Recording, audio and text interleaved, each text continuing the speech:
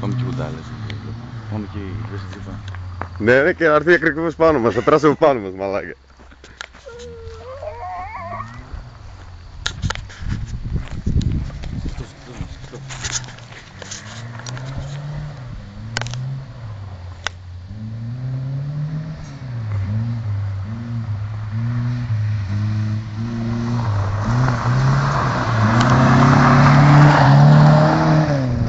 Φύγε ρε!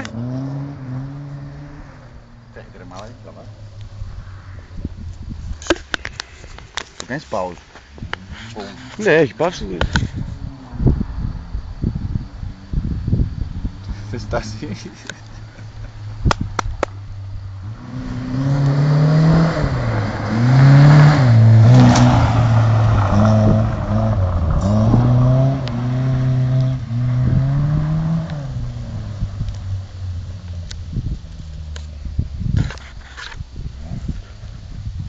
Αύριο όλη μέρα εδώ.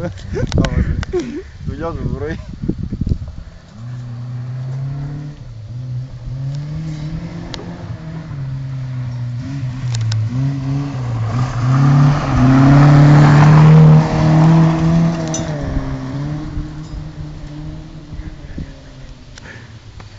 Άλλη φάση.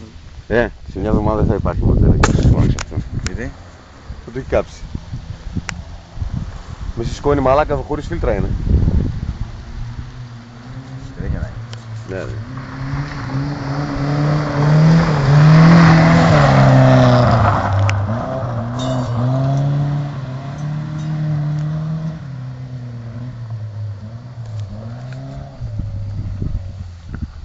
Πρέπει να κόψουμε και την κορώνα εκεί πέρα.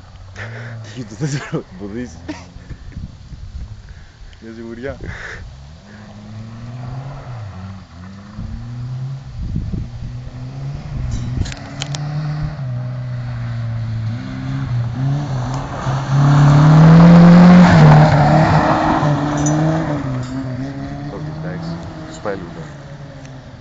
Ξέρεις τι, από εδώ πέρα δεν φαίνονται οι γωνίες που παίρνει το αυτοκίνητο. Επειδή το παίρνω πλάγια, έρχεται έτσι και δεν φαίνονται οι γωνίες.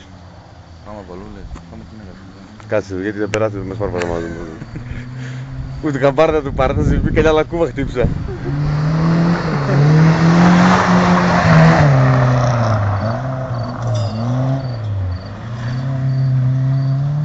Πάμε πέραντι.